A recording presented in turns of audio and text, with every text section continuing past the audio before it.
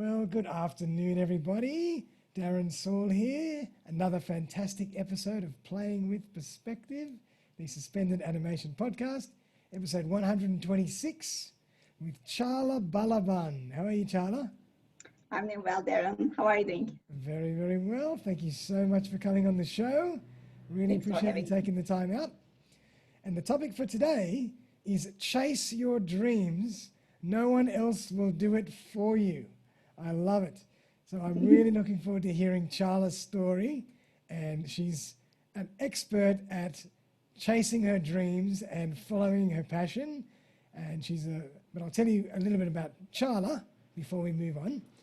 Cagla was an experienced investment professional at Ernst & Young and moved from Istanbul to Sydney 3 years ago. She recently left her job to start her own software as a service business called DeskValley, right in the middle of the pandemic. So Cagla, wow. Yeah, that was bold. You like to take on a challenge. Yeah. I was always kind of challenged. Yeah.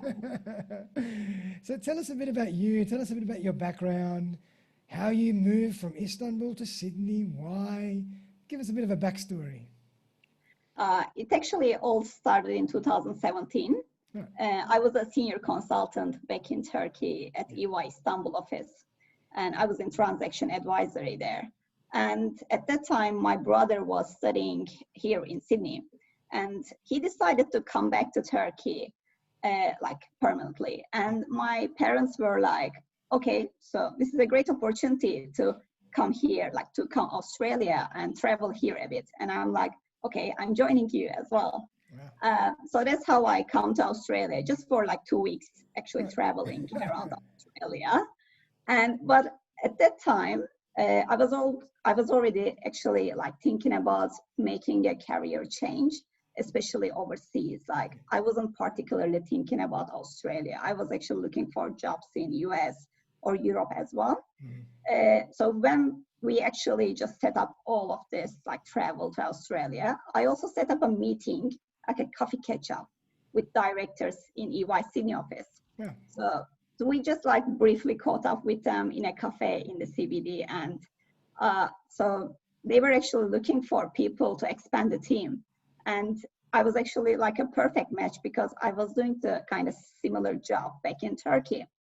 And I went back to Turkey and got some more interviews, the Skype interviews. And after that, I got the job offer, which was fantastic. It all went very smooth and also very fast as well. And which is very fun because I also applied the same job online, which they actually before I come to here, they just rejected me. They didn't really? even get me an interview or something. There you go. So as soon as you're here face to face. Exactly. It shows that how important it is. Definitely. And yeah, after I got the offer, so they all just sorted all of my visa and my partner's visa as well. Right. So we moved here together with my partner. So this is how I actually end up being here. And obviously I started working at EY, and I worked there for 3 years. And thanks to the nature of the job, I actually learned so many things, and I had a chance to work with people from very different, diverse backgrounds. Yep. From the client side as well. And I also learned the different dynamics of the businesses as well, because it is kind of project-based job, and I was seeing so many tech companies as well, but also so many companies in retail, or had a chance to work with private equities as well. So it actually gave me a great perspective to understand what the trends are in the market. Nice. So yeah, I was so fortunate to actually have that experience there. And after that, COVID happened. Time we counted 2020. COVID happened, and I was oh my goodness. So this is probably the worst time to start a business. Cafes are shutting down, the restaurants are shutting down. We can't go to the office. So we don't know what will actually happen in the next month or so. So after I thought about that, also kind of obviously making a bit of research as well, thinking on this thoroughly. And I thought that like this is probably the one of the biggest events in our lives, like compared to like my previous experience, like, and so many things will change in our life after that, and like probably like this is probably the one of the good moment to, if you are going to just like do something different, and if you are going to contribute something, because it showed us we have so many problems, like, you know, it just like created so many problems to being solved, you know. Yeah, and So I a just lot of wanted to be, opportunity in that way, in that respect. exactly, exactly. So I just wanted to be a part of the solution as well, like, because as you said, I really like challenges. So I like solving them as well. So that's why this is how the DeskValley, the idea of DeskValley was born actually. Wow. And actually, before we continue, so Yeah. did you were still working with EY here when COVID hit, or were you just about to finish up and then you decided to start a business? So when the COVID happened, like in March, I was still working with EY. Yep. But which is funny because I had a sabbatical leave set up for the end of June, starting from end of June. Mm-hmm. So obviously I took that leave to travel. Just like a couple of months ago, there was no COVID, and I was thinking about like maybe traveling a bit like in Europe or in US. So that's what is like on my mind. And after that, COVID happened, and obviously, like companies are kind of encouraging people to take leave, so they didn't want to cancel 3 months of my leave. That's right. And like, I thought, okay, so if I'm not going to travel, you know, the state borders were even closed, and like, maybe I can use this time off to just like follow my dreams, you know, like that's how I actually started to work on my product, work on my Wow. business. Yeah. Yeah. And So then I really and then use you that time decided, very efficiently. and then you said to, when did you say to EY, that's it, I'm going to just start my own business?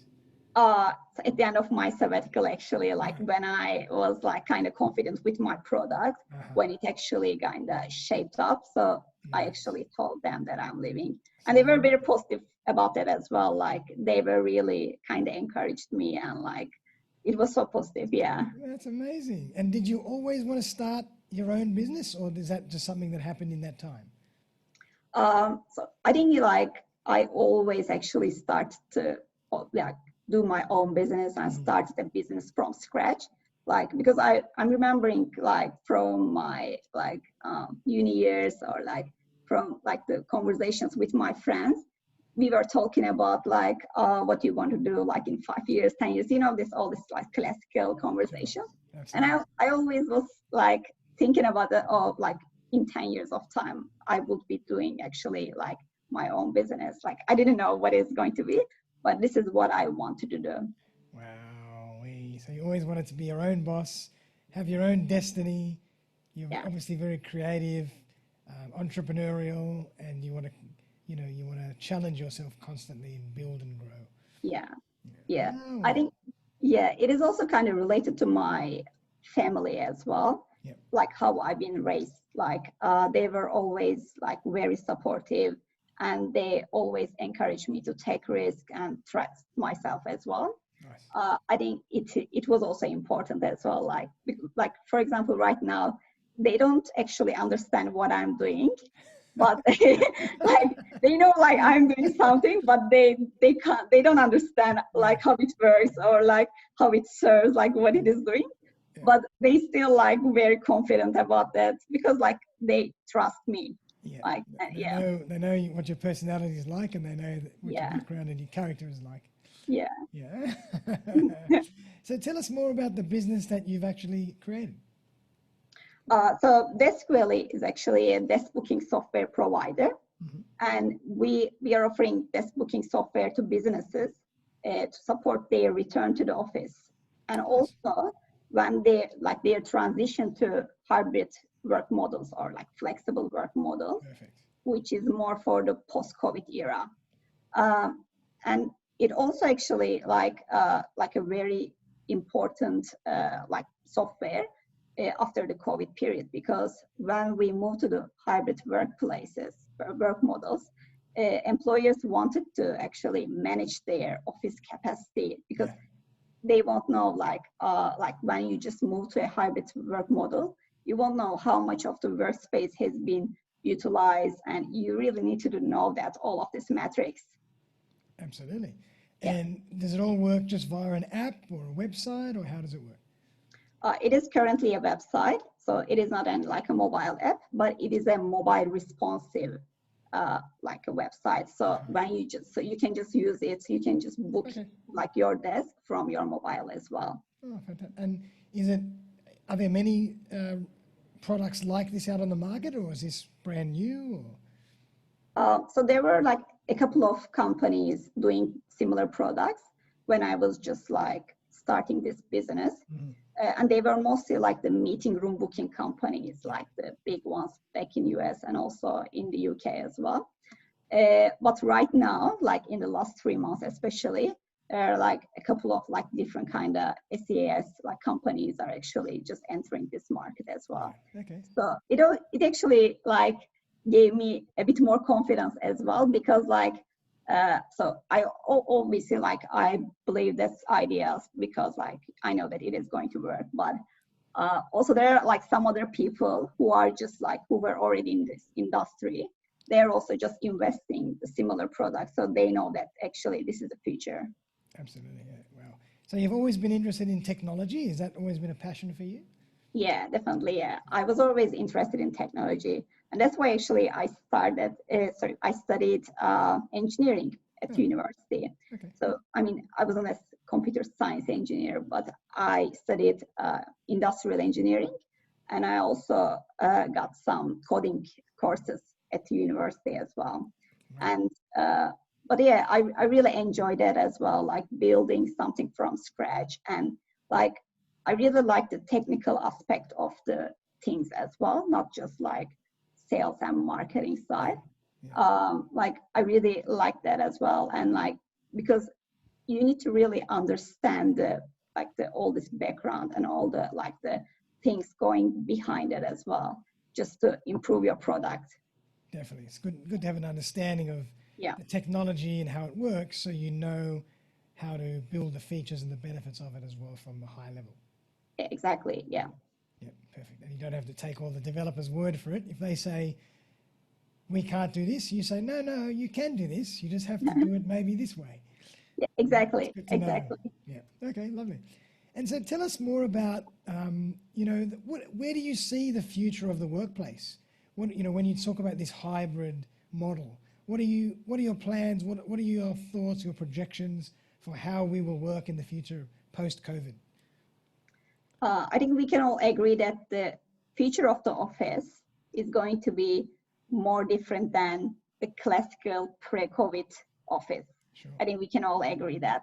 Yep. Because like we have now like most of us are working from home and like using Zoom for our like interviews, for our meetings, for kind of everything. Yeah. And like I mean we are in a pretty good situation here in the Australia, but like still like rest of the world is suffering from the pandemic, and they are like most of the countries are in under lockdown, and so they are like kind of very much like using this kind of technologies. And for the after COVID times, I was also like kind of making research about it as well. And like based on a survey by Cisco, like 58% of the employees are actually expecting to work from home at least 8 days in a month. Like so, which means like roughly 2 days a week. Yep. So yeah, you probably saw that. So nearly half their week will be at home. Exactly. I mean, like maybe this won't be actually like it really depends on the job as well. Some of the jobs like you can't really work from home. Like if you are just like if you're a doctor, you can't really work from home. Like Or some if of you're the a jobs, builder. exactly. If you're in construction, like if you need to be on site, you can't do that. But some of the jobs, like mostly like the white collar jobs, like white collar works, you can actually do most of the things at home, like anywhere actually. Absolutely. Like you don't really need the office, you just need a laptop for it and an internet. So that's why like I think the companies also now kind of experience that, all of them like kind of experience that, and they can now actually just see that like, okay, so what are we going to do next? Like how we can actually just like improve the way we work right now. So that's where the hybrid actually work model comes up. Like, Yeah. and all these businesses are thinking about like if we move to like a hybrid working model, and how it will actually like bring us more like kind of positive like a benefit. And one thing comes up is like when you just move to a hybrid work model, and like if you say that like some of the employees are coming 2 days a week or 3 days a week, that means that your office won't be like fully actually utilized. So you can actually just like you don't need to pay for all of this empty space. Who really wants to pay for the extra empty space? That's right. So that's why they will want to use they will want to reduce their rent expenses. And in that case, actually, like they will need a desk booking software to manage all of this capacity like constraints in the office. Absolutely. Yeah. And now I've heard you talk about touchless technology. Yeah. Where does that fit into all this? Touchless technologies are actually like definitely will come here, like in the hybrid working as well, but also like more for the like the post-COVID era, because so many things are going to be integrated with our mobile phones. And like you know that like because of the like all of this like psychology of this like not touching this and like all of the things come with the COVID, and people really they will just like avoid touching like for example like the buttons or like the buttons at the lifts or like when they are just like going into the building. Absolutely. So they will actually wanted to use something from there, just like maybe an app from the phone, and they will use that kind of actually like technologies. And like I know that like some other like really big companies, big tech companies are working on this kind of products as well. Okay, so in other words, they can control everything from their own phone, which they're comfortable with, but they don't have to touch any other surfaces. Exactly, like the QR codes, like they will just scan some QR codes like from their mobile, and they will just like get into the building like this. Wow. Instead of just like maybe like speaking someone like at the concierge, they will just like visit one of the like the offices like this. Wow. But it will just like less interaction and like just like more kind of like technology. Yeah. And at this point, are you just launching this product in Australia? Do you have plans to take it elsewhere? So it is not just like limited to Australia. We can just give this service like anywhere in the world because it is all like based on our website. Yep. So like you can use this product in the US or like in the UK or like basically anywhere. Amazing. Wowee. Yeah. And so, you know, if you had to give some advice to entrepreneurs, you know, on following your dreams and, you know, taking the plunge when times are tough and you're not sure, what advice would you give people? You know, what have you learned from your journey? I think planning is the key actually. Okay. And like sometimes people really underestimate that because they always like think they thought that they are actually planning when they are thinking, you know, like, okay, I'm going to do this stuff or this stuff, maybe next this stuff.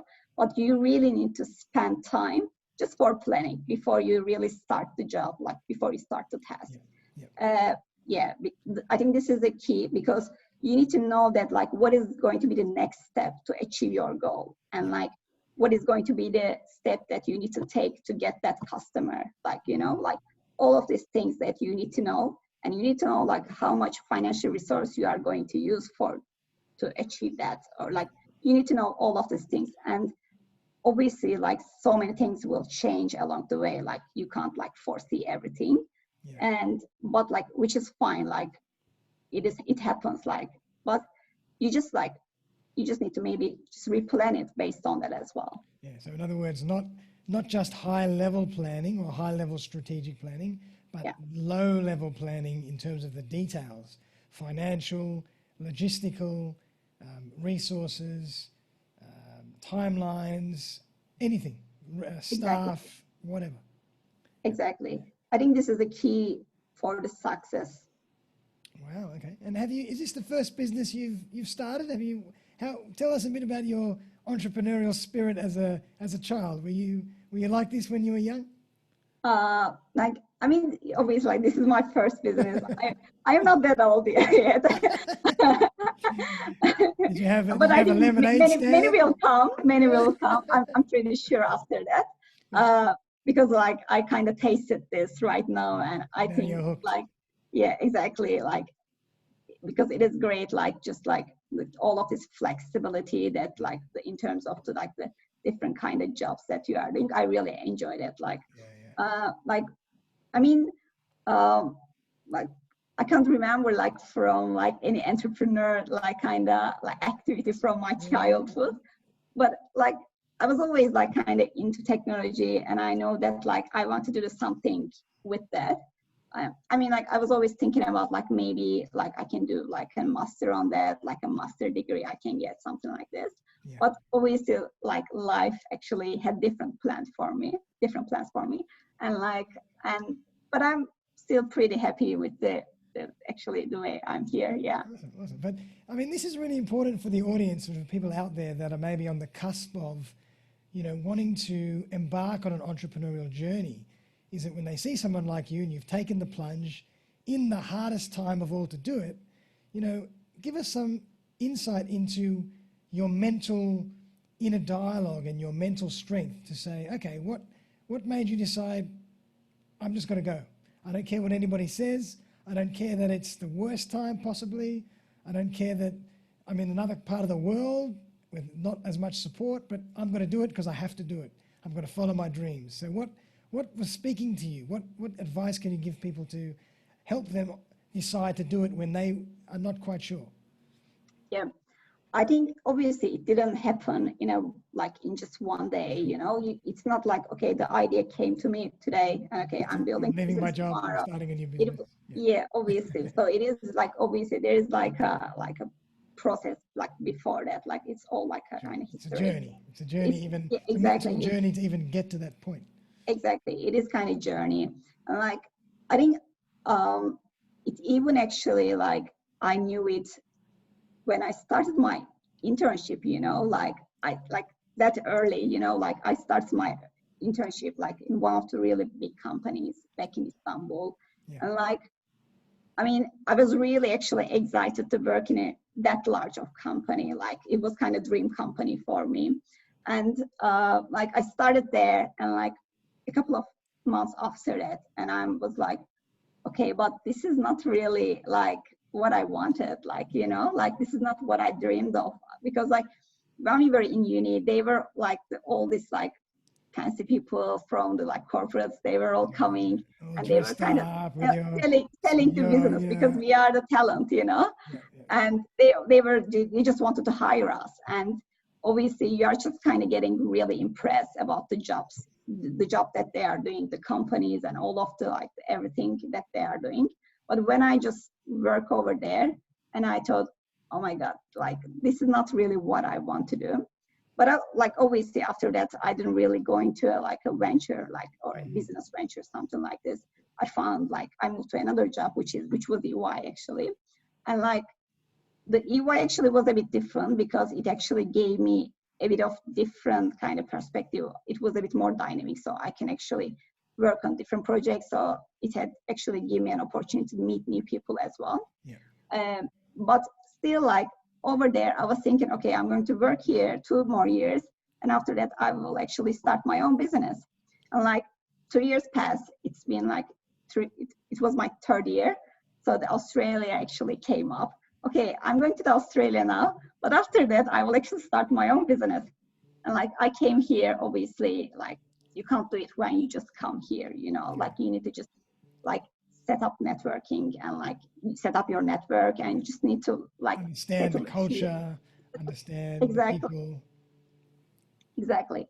And like after worked here for another 3 years, and I thought, okay, this is the moment actually. I think COVID also kind of helped me to like seeing so many problems, and like kind of like, and also I wanted to actually solve them. It actually triggered that. It was the catalyst for you. Exactly. I think it kind of triggered that. Yeah. Okay. Wow. I mean, and obviously working in a company like EY, very well respected company, and you know, with very smart people. What did you learn? What skills did you bring from that world to the world of entrepreneurship? Planning was one of them, possibly? Yeah, definitely. Planning was so important, because my job over there was like it was very intense. Mm-hmm. So we were working a bit like long hours as well. So you need to plan your day very well to just like finish like all of the tasks there. So it actually gave me like a great like kind of planning like feature for myself, and also like for how I actually see the business as well. And also like the discipline as well, which was like super important, because like you can easily get bored to things that you are doing, especially when you're doing your own business. There are very boring stuff that you are doing. Like mostly you didn't even know that that kind of things exist. Like, you know, Sure. so many like small boring legal things or like accounting Paying, stuff. like doing accounts, oh, that kills me. Yep. Exactly. Even like for example, I was doing like an animated video, which was like very like I never done an animated video before, Yeah. but I've done like, and it took so much of my time, like, you know, because it was like very tiny details I didn't know before. Like it took so much of my time, So and true. like you can easily get bored of that. Like, you know, you can just like, okay, I'm just like shutting up the laptop and I'm like going out for a walk. You can just do that, but the discipline that I get from like my previous experience actually just like really helped me in this business as well. Like, so I can just like focus on and just finish my tasks, which is like super important, especially when you are just like working for your own, because you don't have a boss, you're not reporting to anyone. Like it is just you, like it's just like your discipline Yeah, and your absolutely. motivation. Yeah. Yeah, and entrepreneurs are like that. You know, we love to just continue to grow and develop and just keep going forward. And you know, even though we have a lot of these mundane tasks and challenges along the way, Yeah. we just keep going forward because that's just how we are. You Yeah, know, exactly. Exactly. And regardless of like, what they are. yeah, and like, because also like from the news and like from the social media, we always seeing this like like, you know, the rising stars, like very like good fancy stories. Oh my God, like Those overnight successes that we think are overnight successes. exactly, like overnight success is like this person just made $1 million, like, you know, in 3 months, something like this, you know, like Yeah. it's like crazy stories. Yeah, But like there's always like some like really, what did they say, like there are like ups and downs in the being like an entrepreneur. absolutely. But exactly, so They the say, they downside say is an like overnight success is a lifetime in the creation. exactly, It's not that exactly. simple. Yeah, and people are not really talking about that, like Yeah, all of these downs or like that's right. anything, like how the journey is actually like at all, how it goes at all. That's Like, right. That's yeah, right. And some of the biggest entrepreneurs in the world have been bankrupt more than once. yeah, You know, yeah, it's quite common. yeah, You know, exactly, yeah. it's just their way to keep going until they find something that works.